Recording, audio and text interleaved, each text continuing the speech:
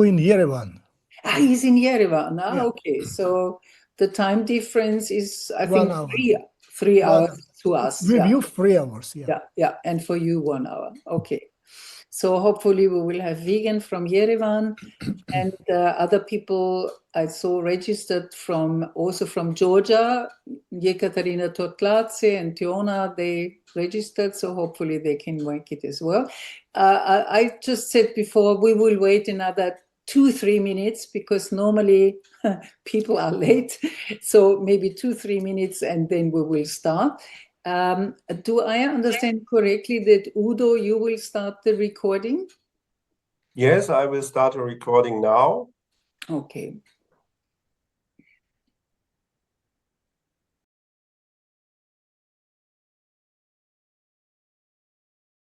We have a couple of minutes left, but of course I welcome the participants who already joined us. And I see that more people are coming, and normally many people are a little bit late. So I hope for your understanding that we will wait another 2-3 minutes. In my view, we have 2 minutes past 3, so another 2-3 minutes. But feel free, if anybody has a comment or a question, please use the time. We are here to answer your questions. I have wrote in Kyrgyz to my pupils that today it will be speaking of English, and then later on I will translate it into Kyrgyz and send them to the participants. Very nice, Nishangul. Just for you who haven't met Nishangul, Nishangul is from Kyrgyzstan, but she lives in Germany now, and she lives in Berchtesgaden, and she is now training in a practice of medical doctors. So she's very ambitious, and we are very lucky because she agreed to support our efforts for the Lenhardt Foundation. And of course, she's also very valuable because she speaks German, she speaks English, her mother tongue is Kyrgyz, and she also speaks Russian. Wow. So this is Turkish. multilingual. And Turkish, I forgot Turkish on Turkish, yeah. Sorry, Nishangul, I forgot Turkish. So this is excellent. And she can help us with translations into Kyrgyz, because some of the therapists and also some of parents, of course, in Kyrgyzstan, they do not speak English. And some of them don't speak Russian either. So it's very, very valuable to have Nishangul to help us with translation into Kyrgyz. I hope we have Shirin, but I'm not quite sure. In case Shirin is with us already, Shirin, would you kindly give a little sign? Doesn't look like yet, because for everybody to understand, Dr. Shirin Rumabayeva, she is also from Kyrgyzstan, and she is a medical doctor. She specializes in audiology. George, you met Shirin, do you remember? Yes. She was in Moscow, Yeah. and she's very eager to learn more about audiology. And she's very good in translating English, Russian, Russian, English.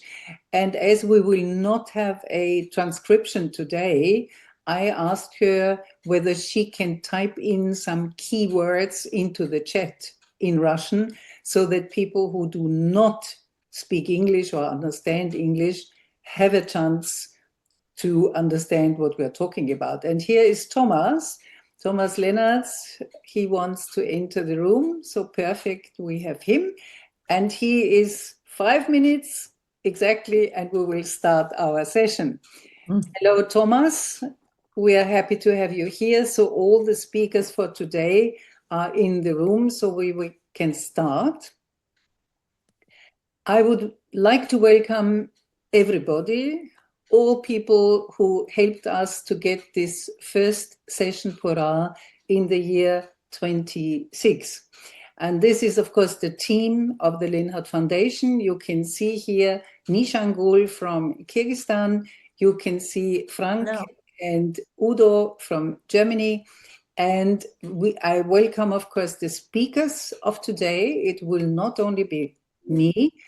Oh, I see Milan coming in as well. Wonderful. So I'm very happy to see all our speakers. And this is Sue Archibald from the UK. This is George Tavatkiladze from Moscow, born in Georgia. And we are very happy to see Thomas Lennartz from Germany, from Hanover. Welcome to this first session in 26. And what you can see here is one of our little protégés. He's from Ukraine, but he's now in Spain. And we helped him to get a speech processor because his was broken and he was in trouble. So that was a very nice start into the year 26. Next slide, please.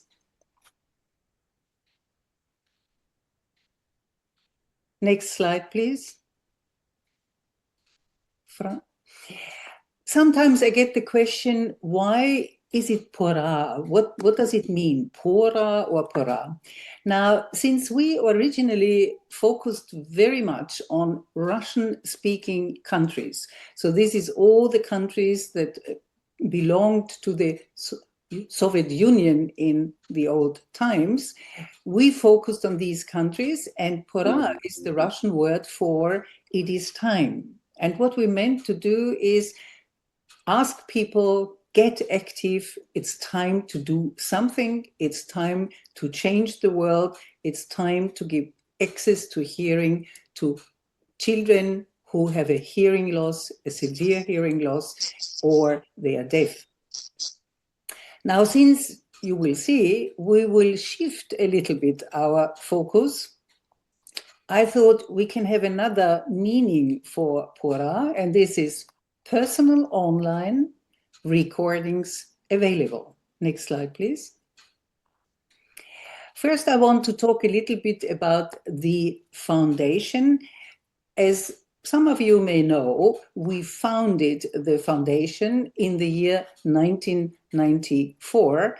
This was the first year after my late husband, Ernst Lenhardt, retired from the MHH, which is the University Clinic in Hanover. And we have his successor, Thomas Lennartz, with us today.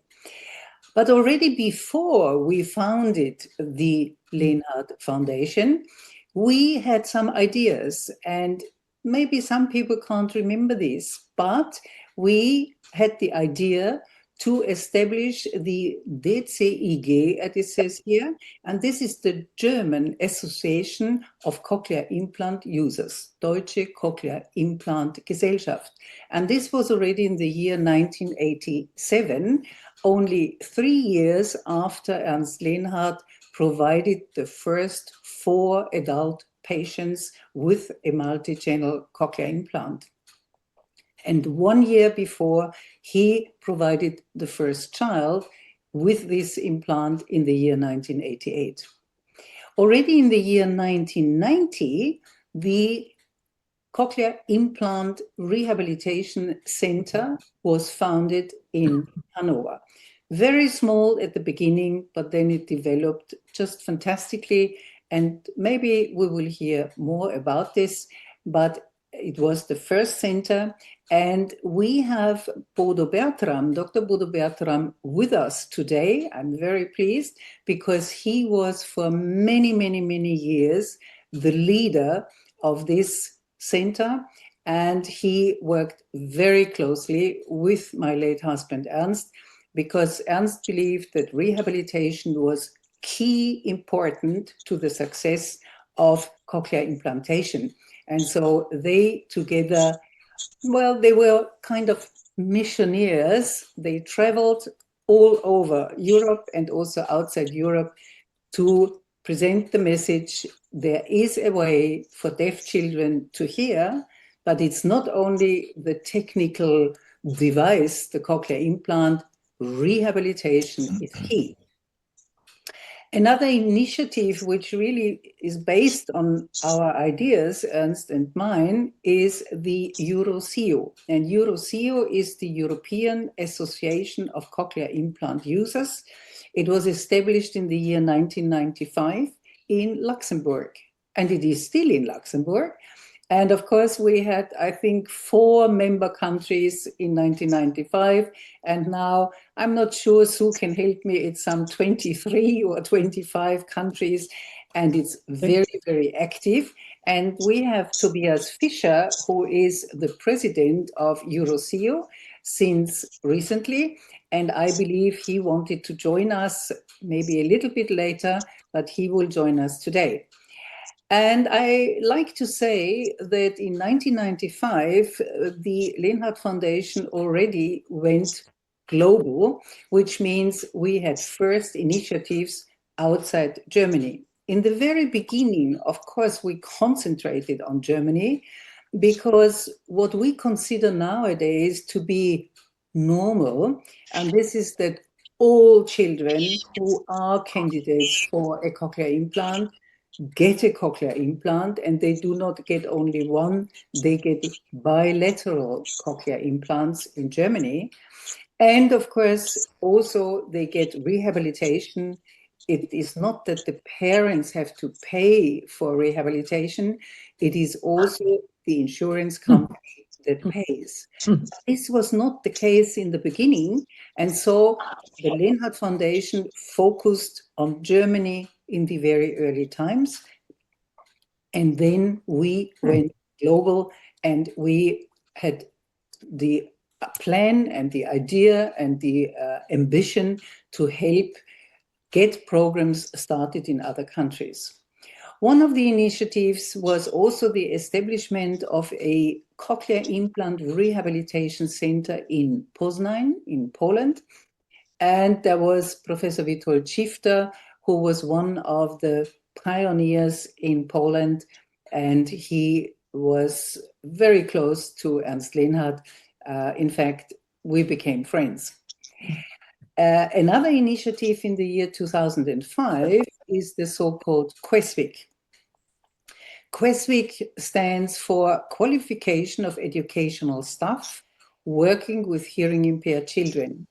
And this was under the Socrates program, and this is funded by the European community. So this was our first big European project. And Professor Gottfried Diller from the University Clinic in Heidelberg, he was the leader of this program. And it's published. There is a book printed, but there is also online QESWIC, and it is free access. So whoever is interested in this project, please have a look on our website. You can access it via our digital hub. After this QESWIC, we thought that was fine, but there is still a lot to be said. So we had another project funded by the European Community, and this was in the year 2008, and it was called HISEN. And HISEN stands for Hearing Impaired Children and Their Educational Needs. And again, this is accessible via our digital hub. So please feel free to have a look there.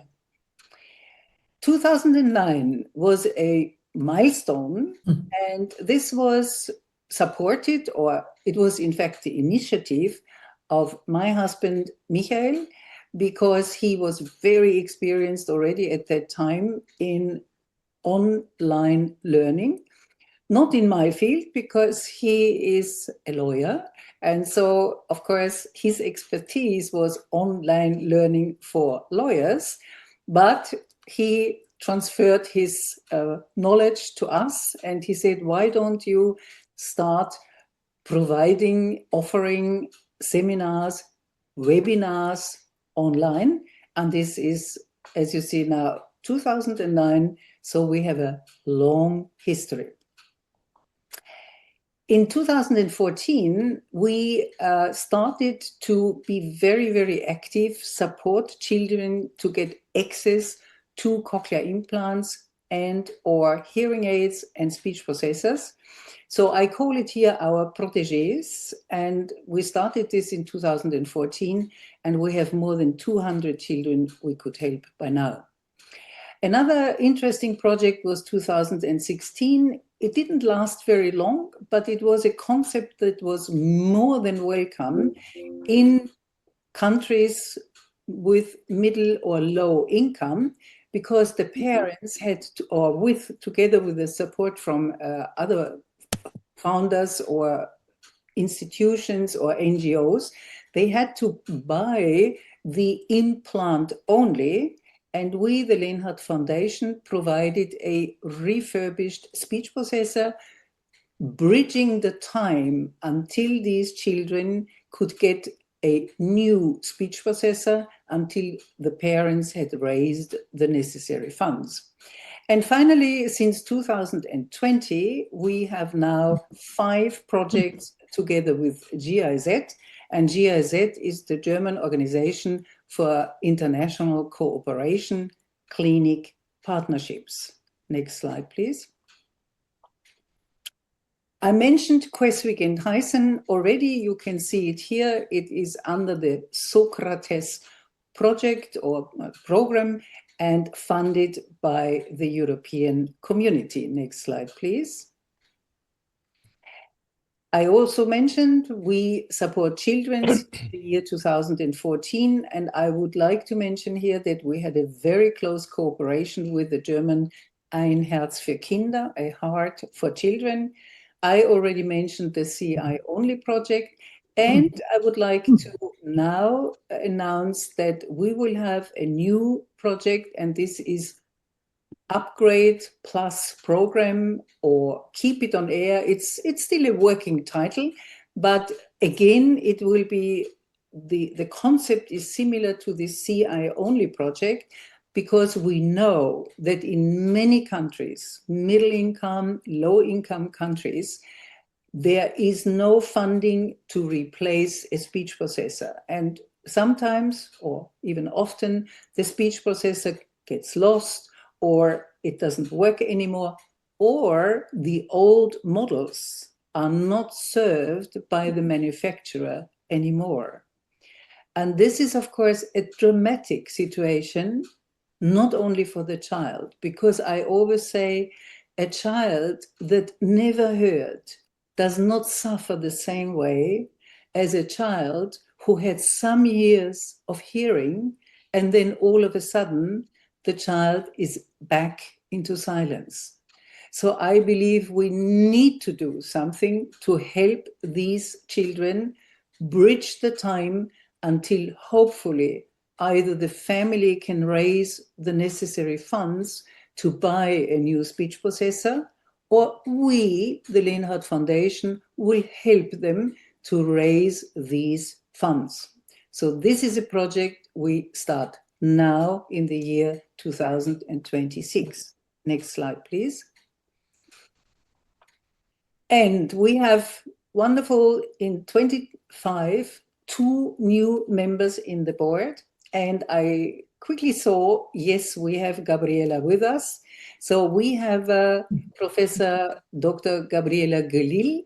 She, until very recently, was the German ambassador in Bishkek in Kyrgyzstan. She is very active. She said, well, you are lucky because I just retired. And so I'm looking for new things to do. And I was lucky. I talked to her and she said, okay, why not? So she joined us on the board. I'm happy to have you, Gabriela, and I'm sure we will rely on your support specifically in Kyrgyzstan, but I'm sure also in some other countries. And we have Professor Dr. Thomas Lennartz. As I mentioned already, Thomas is the successor, direct successor to my late husband. My late husband retired in 1993, and Thomas took over. And in the meantime, over all these years, so more than you can see, 93, now we have 25, Thomas very, very much expanded the activities of the Hanover MHH. He is internationally very well known. He initiated research, and I am more than happy that Thomas kindly agreed to join the board of the Lenhardt Foundation. And I know that Thomas now moved to the, it's called INI, so it's the Institute for Neuroscience, International Institute for Neuroscience.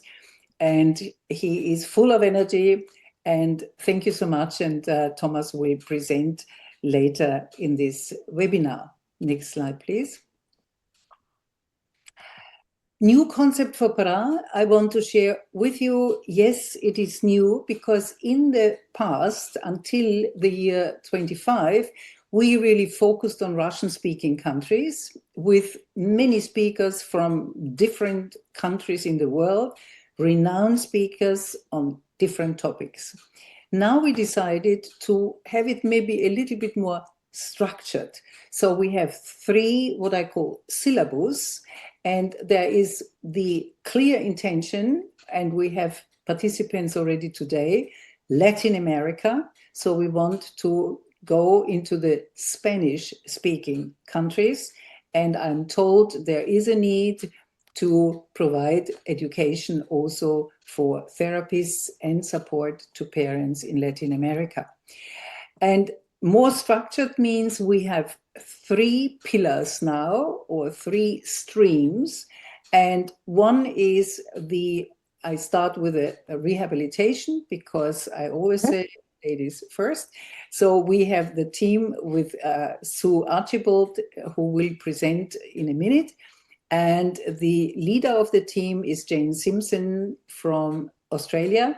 And there are another 5 lady therapists in this team. We then have the pillar on audiology. And again, I'm very, very thankful to George that he agreed to be the leader of this pillar.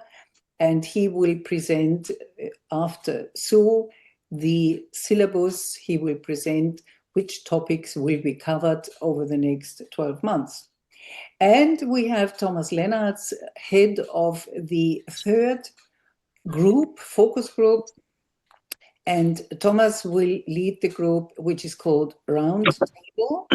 And the topic is the indication and the changing indications, the expanded indications, and what is the aim of these round tables. And you will see in a minute also who is in the team. The aim of this team is to finally come to a consensus statement. What should be the indication in our days for cochlear implant? Who are the candidates? And what is also new and hopefully helpful, and this is a certificate will be issued at the end of the sessions. I would say this is up to the leaders of the different focus groups, whether they want to have already after 6 months the examination and then another one after 12 months or in between. This is up to the leaders of the focus groups. Next slide, please. So, as I said, Sue Archibald will present the rehabilitation syllabus. George Tavatkilidze will present the audiology, and Thomas will present the round table syllabus. Next slide, please. And this is Sue. Many thanks, Monica, and many thanks for the invitation to be part of this exciting development. I won't say new project because it is built on such great firm foundations that you've described so perfectly for us. And it's been my privilege and honor to first meet you in 1989 with Professor Len Hart when he came to Nottingham to start off the cochlear implant programme there. And in 1990, travelled to Hanover and met Bodo for the first time, who was so welcoming and did such an amazing job with rehabilitation with very young children. And then also Euro-CI users, an amazing group, very effective across Europe and effective at the European Parliament in many ways, all from that early start by the Len Hart Foundation. So Professor Len Hart would be very honoured and proud, I'm sure, to see what you're developing and what you're sharing with everybody today. From KICA, the Cochlear Implant International Community of Action, which has grown so much in 76 countries, proud to be working with the Len Hart Foundation and in real collaboration and with a collaborative spirit, I hope, Monica, and I'm sure that it is. And together, the point that you made about sustainability of hearing, that's what KICA's about too, about advancing globally sustainable services for cochlear implant users in the broadest sense, and sustainable hearing that you're so good about doing. So the three pillars, I wasn't sure that I was going to be first, but here you go. As Monica said, it's really Jane who's leading on this section, but it's the middle of the night for Jane because she's in Australia. So Monica was very kind to her and very honoured that she's allowed me to step in to present today. So thinking about family-centred rehabilitation, and I have to say the Len Hart Foundation has always been about putting the families at the centre. The parents are the most important people. Jerry O'Donoghue, the surgeon that I worked with for so many years, always said, the most important thing that you do in life is choose your parents. And parents are absolutely key. And they are going to be at the heart of the syllabus for this area. Next slide, please. Now, the PORA-Programme is well known. The Sunday afternoon sessions that were accessible for parents and families of deaf children, always putting the parents and the families at the centre and making sure that what was presented was accessible, meaningful, giving time for questions and interaction. That was always a key part of those sessions on Sunday afternoon. And oh, I will continue. That was always a key part of those Sunday afternoons, the interaction in the chat room, which was so lively, and the accessibility in German, in Russian, and also obviously in English, very kindly for people like myself. And I think the Len Hart Foundation has, over these years, has offered a unique contribution to so many families across the Russian-speaking states, and now developing further, of course. So next slide, please. So Monica brought together a global group of us to discuss, plan, and deliver one pillar. And being Monica, she's pushed us fast to move quickly. So what was the term, Monica? It is time. Yes, it is. With Monica, there's no waiting about. So there's Jane who's leading the session kindly from Australia. That makes sometimes a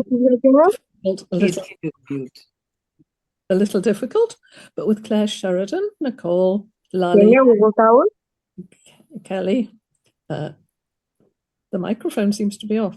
Anyway, and myself. Switch off the microphone, please.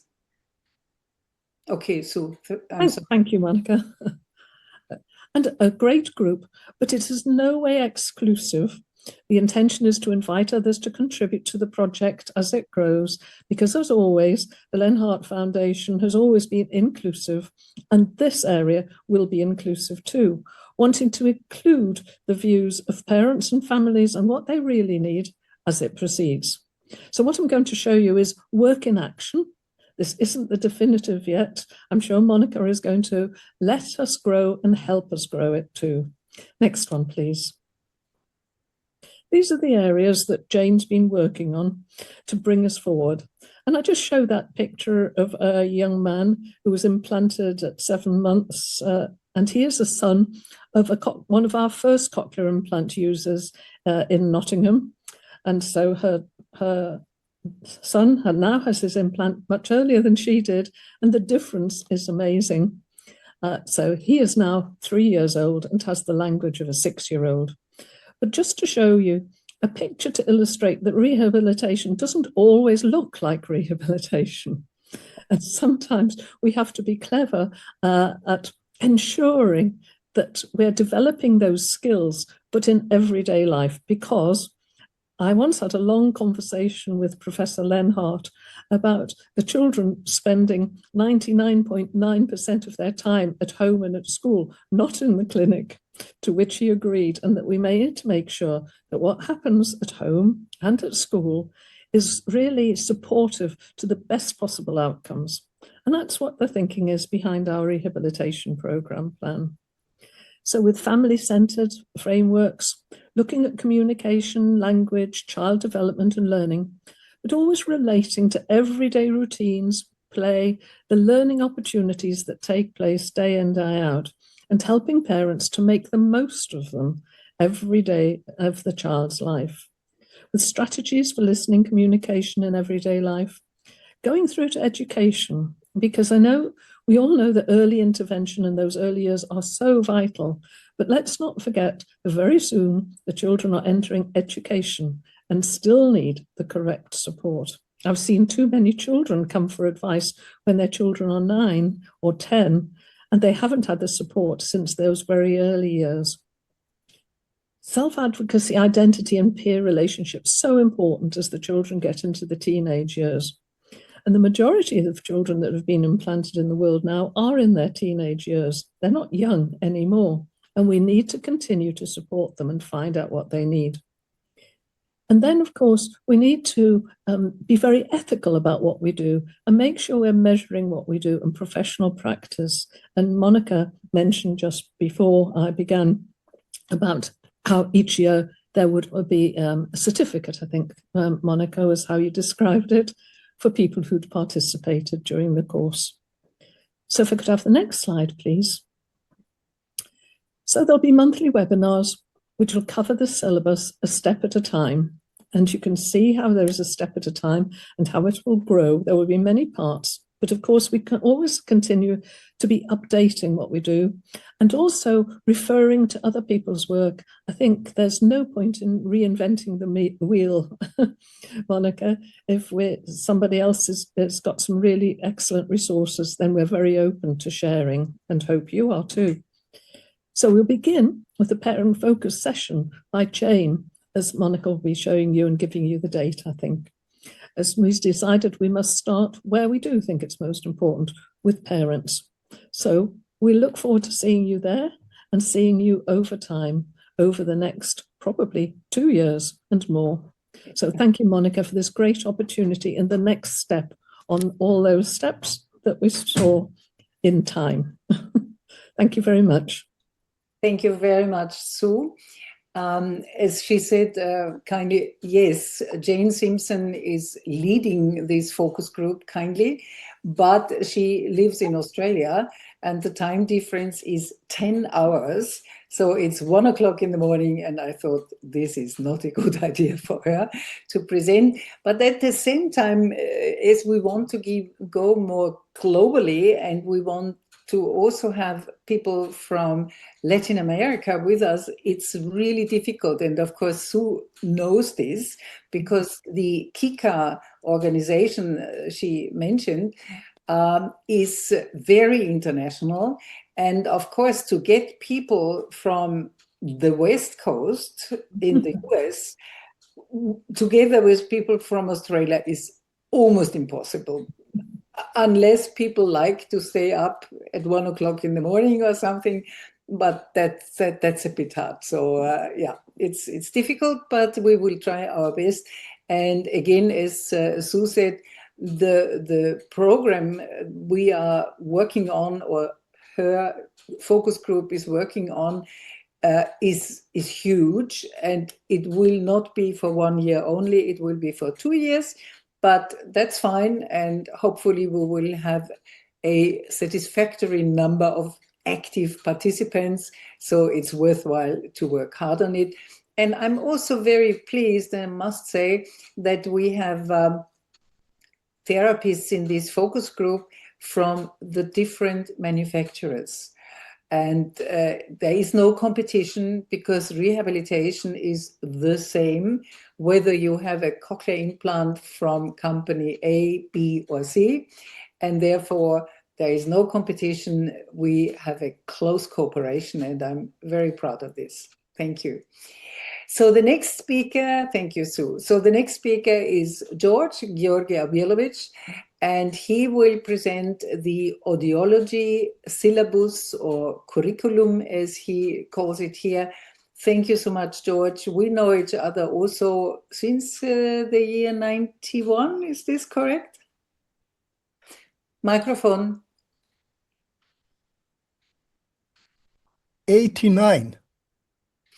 89. Okay, I missed 2 We years. met in Magdeburg Yes, during we the met Congress. in Magdeburg. Yes. I do remember this. We met in Magdeburg. There was a conference and we met. National Congress, yeah.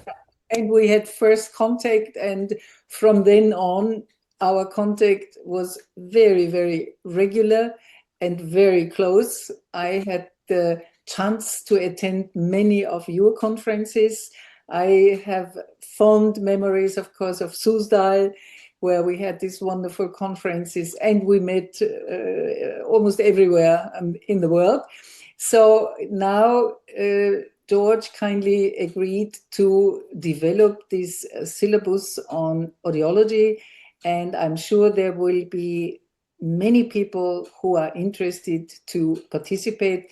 And please, George, tell us what Thank you you, want Monica. to do.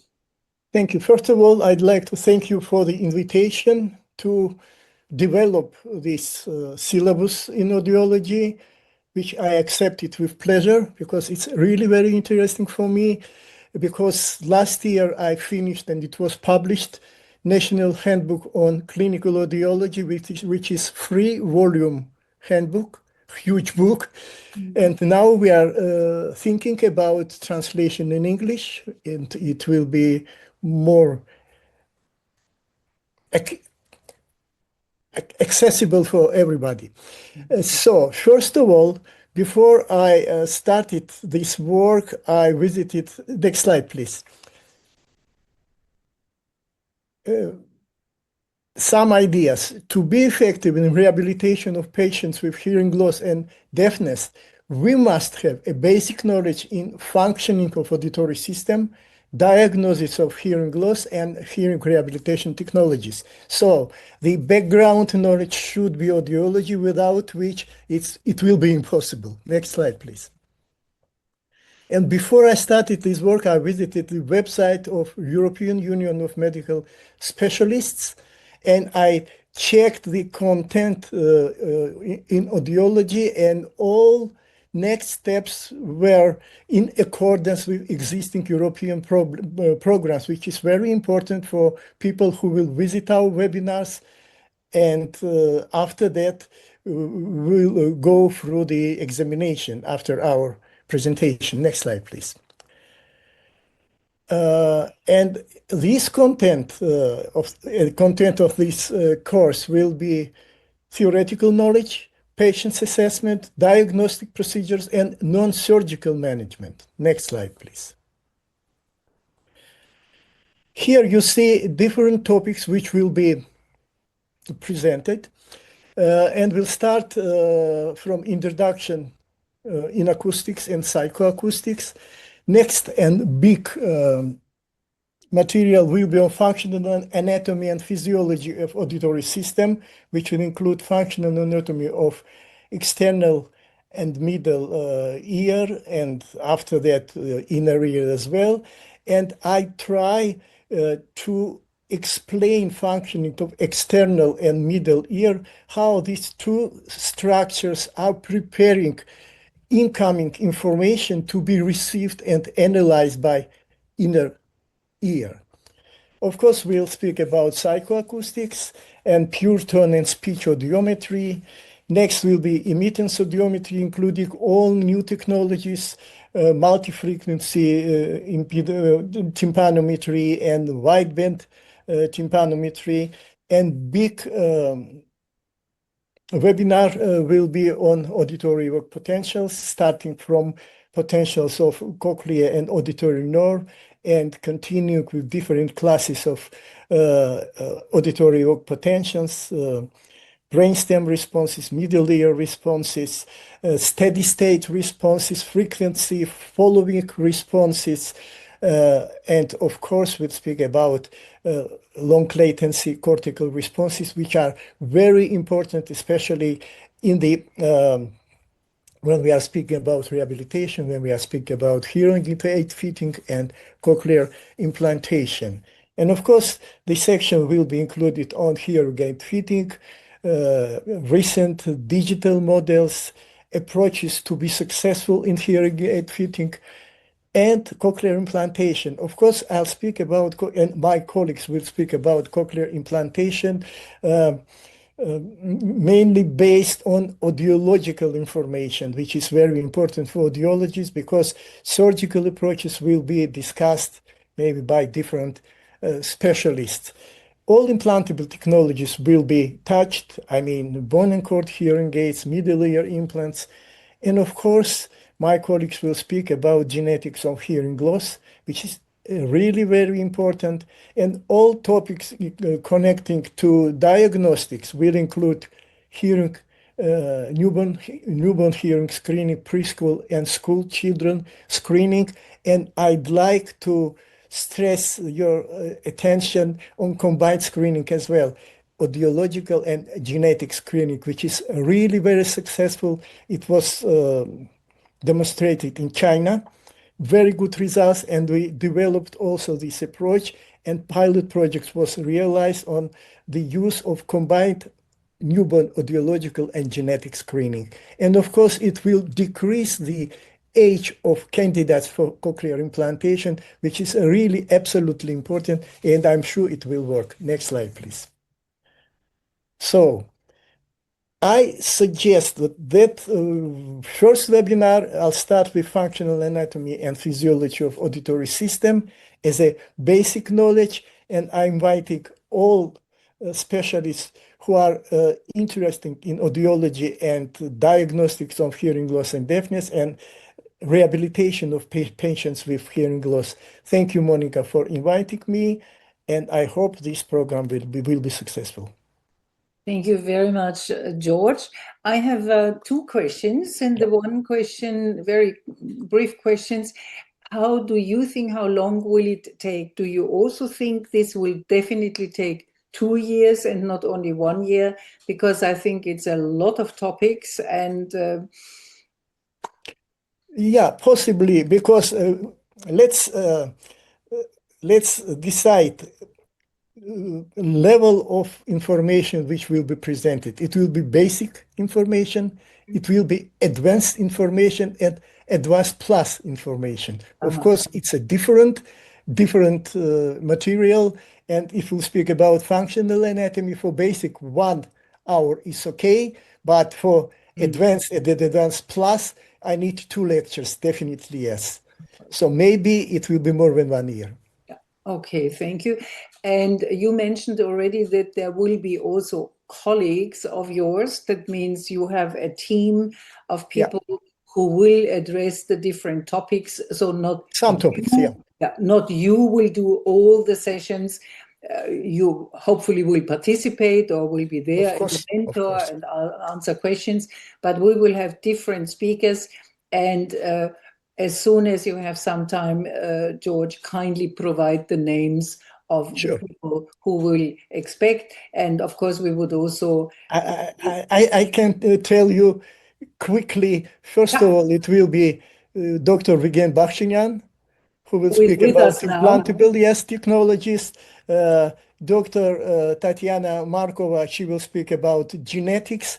I'd like to invite Maria Boboshko, who will be speaking about speech audiometry and maybe psychoacoustical approaches.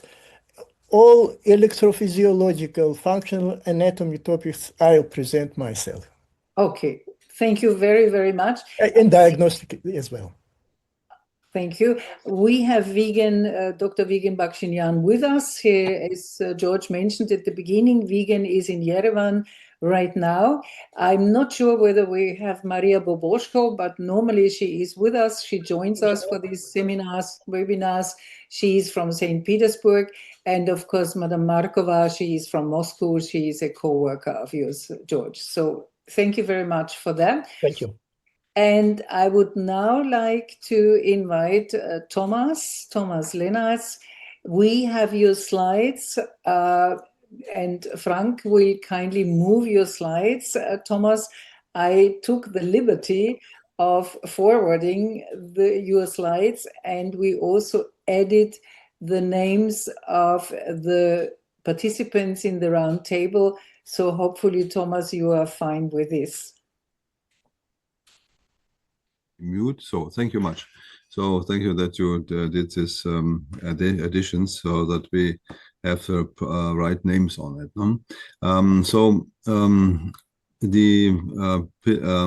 This third pillar is on CI indications and guidelines. And why is that important? The next slide, please. Yeah.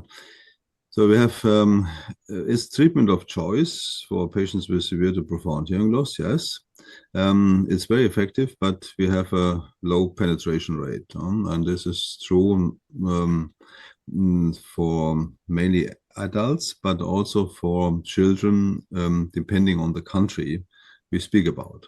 That has different reasons. There are reasons which are related to financial issues, but there are others which probably also are related to things like no defined standard of care. So there is probably not a unique imagination and idea of what the standard of care might be, especially also in children. And this also is reflected in a lack of European guidelines. So we actually don't have it across Europe, even so we would say that should be the case in European Union. Now there's currently some work going on after the last meeting last year in Hanover, the European Symposium on Pediatric Cochlear Implantation. And together with Emanuel Milanus from Nijmegen, we try to join experts from all European countries to work on this. Now, we see there is a very diverse situation across Europe, and it's also, when we go a bit further outside Europe, it is the same situation. Now, the question is how to improve the current situation. Well, of course, the first is to establish a standard of care. So what should be really done to provide the necessary care for those who need it? The second one is to help to build and promote CI care centers where this standard of care can be executed. So next slide, please. So standard of care, we can basically say there are different subtopics on which we then have to speak. On occasion criteria, then the candidacy, diagnostic battery necessary to identify candidates for cochlear implant or for other types of hearing rehabilitation, hearing aids, implantable hearing aids, bone conduction devices, or also ear surgery. And then, of course, we also have to speak about a given surgical standard. So what is the qualification of the surgeon involved? How can we also improve this surgical standard? Is there a necessity for a unique training program? How can that be done? Then the same on rehabilitation. How can that be organized? I think very different situations in different countries. Do you have specialists? If not, is there also some role for other ways of rehabilitation, including remote care or telemedicine? And the same is true, of course, for aftercare. We already spoke about the a problem of new speech processors, but there is also, of course, question of how to help to identify problems and how to overcome them in a single case. And then standard of care means also that we have to collect data. What is the outcome of what we do, so that we go towards quality assurance? And this all together is then the basis for guidelines. So on to the next, please. Now, indication criteria. We have current practice. We can look on that and see how different is it from country to country or center to center. It's true for adults and children. And we can see whether there is a common ground. Yeah, so what is really agreed on and where do we have differences? And we also should look on the reliability of the criteria. Are they really, in a way, fitting or matching with what we really think that is appropriate? Next slide. And these guidelines, then we also can first of all look which guidelines exist, from which country are they available. Then the common ground, is there something that is common in all of them? Are there guidelines under development in different countries? And then how to achieve a consensus. So what will be the process that we in the end really can develop such guidelines, which are then basically unique or can be used as the basis for standard of care. Next, please. All this cannot be done by only one person, of course. So we, I think we need an expert panel. So helping and also, of course, being member of it. So we have different experts. You see Emanuel Marik from Pamplona, Levin Zanaroglu, Ankara. Tino Just from Güstrow, then George, you are on it. Thank you very much. Also, Wigan, thank you for joining in this. Then Milan Profant from Bratislava and Brotto from Padua. So I think we have a good group of people with different background, also reflecting the different issues which are have to be involved in development of guidelines. I think it would be also good to have some patient representatives, so from families, parents, but also those who were in the former times children, now are adults, have got a cochlear implant. I think would go to also add them to this expert panel. Okay, I think that was the last slide. Yeah. Okay. Well, thank you much. And we are sorry about to say we want to go through the year. Probably have some several meetings where the expert panel meets virtually, so that we can go topic by topic. And in the end, we hope that we at least have the first basis for such standard of care. And Thank you Professor very much. Lennart, we have, I think, another one. Yeah, I think it's, oh yeah, sorry. Indication of criteria. Yeah, sorry, the extension of indication criteria. Yes, that's something which, of course, we also have to then take. Do the current criteria reflect the progress made in the field? Technology progress, but there is also some progress made by hearing screening, so we might detect the children earlier. In which countries do we have that? The time of diagnosis, duration of deafness. And then we have other issues like residual hearing, how to deal with this. We have asymmetric hearing loss and single-sided deafness, the quality of rehabilitation and aftercare. So a lot of factors that have probably influence on the outcome. And also over the years, over the decades, there have been changes in it. And we also have to see whether this can have to be reflected in the changes in the indication criteria. So that's just to as some subtopic of the general approach we have to choose. Okay, next slide. Do we have one more? I think we have one. Yeah, it's just to thank you.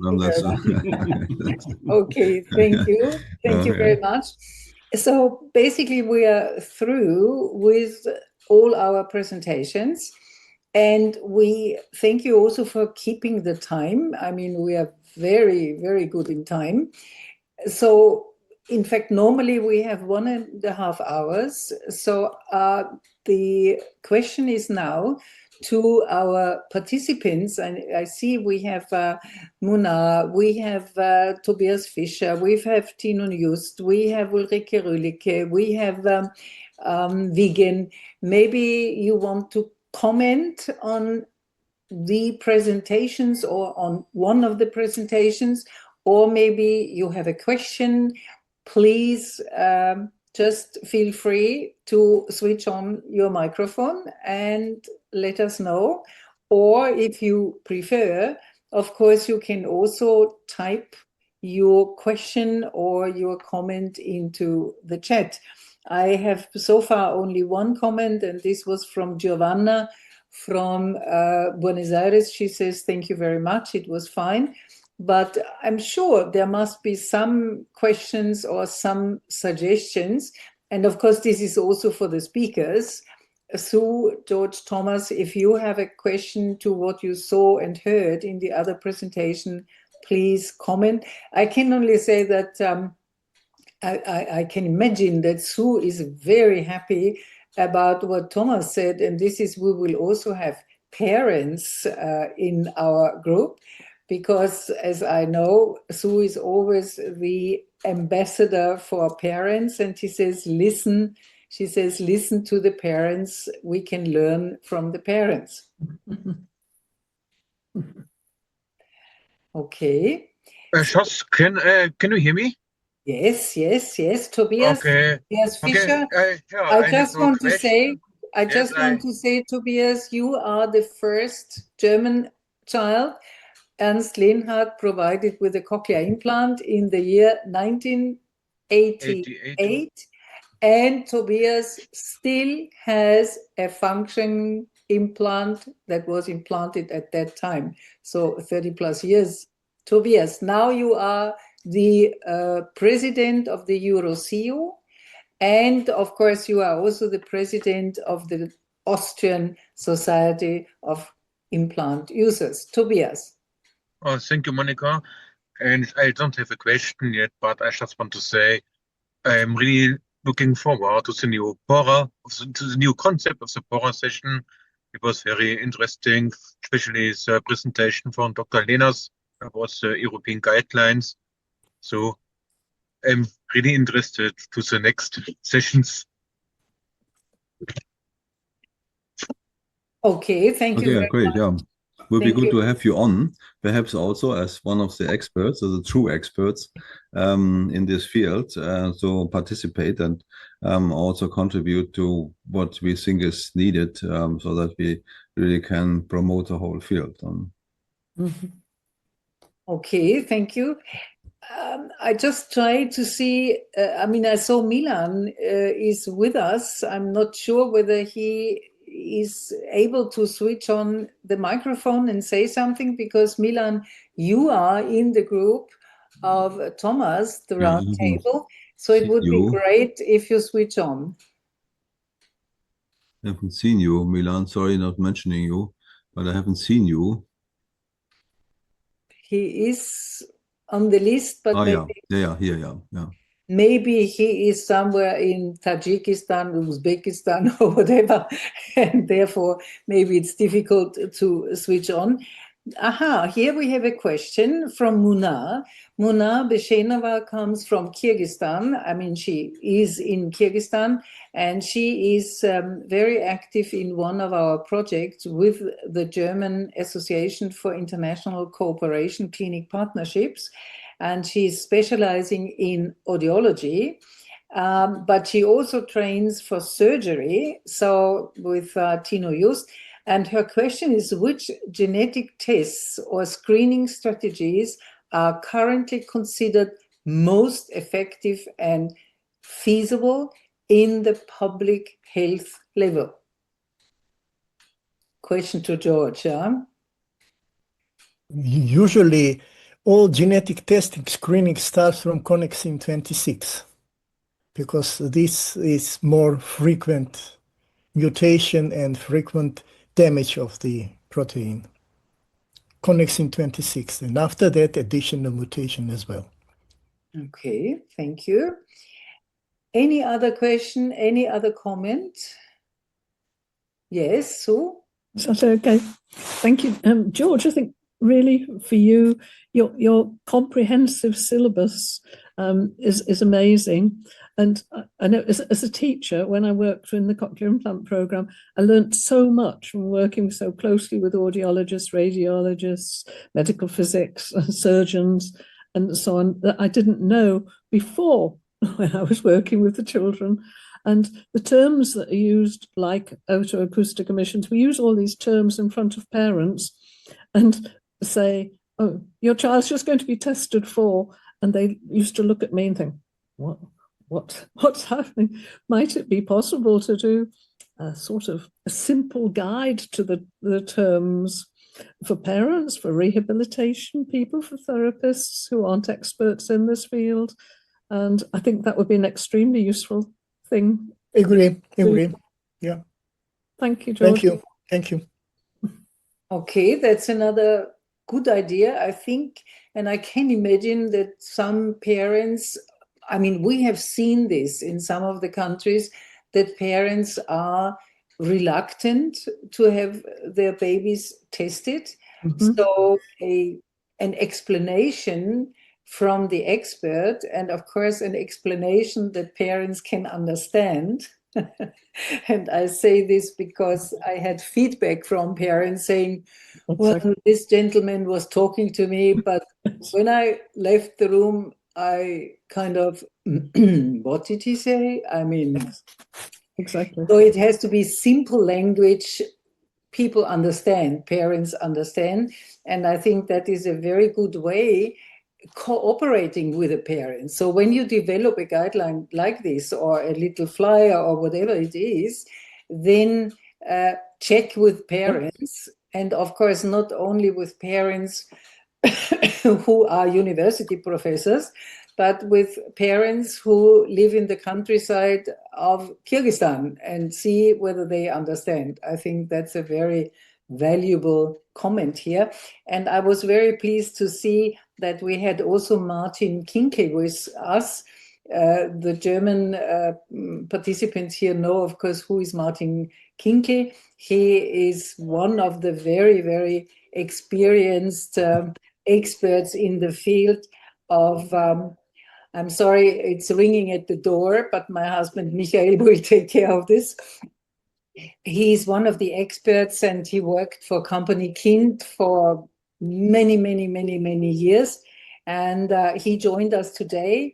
In fact, he's one of the people who also contributed to our, as we mentioned, Queswick and Hyson books, which are online available. And he kindly agreed to update his chapter, because his chapter was on hearing aids and cochlear implants. And of course, a lot has changed since these early years, 2005 and 2008. And Patricia Faletti, she also says, thank you very much. She is, and congratulations to the presenters. And here is Lali saying, dear all, here from Pamplona, together with my colleague Beatrice.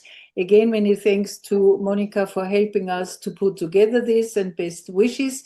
So it looks like we have no more questions. We are very early finishing this session, but there is nothing wrong with this. And also Ulrike from Austria, Ulrike Rühlige, she says, thank you for the presentations, and Tobias.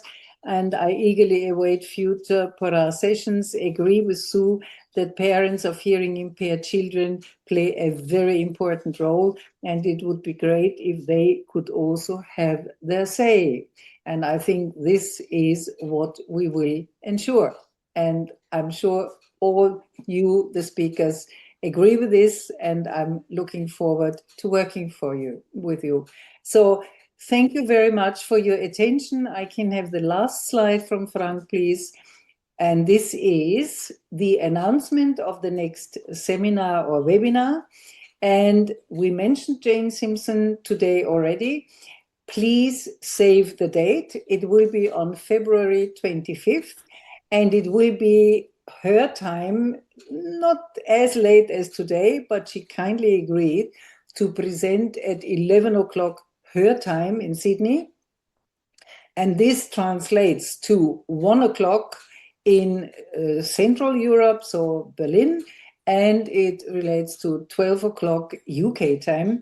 And as you can see here, Jane Simpson is a listening and spoke language specialist. She's an auditory verbal specialist, rehabilitation.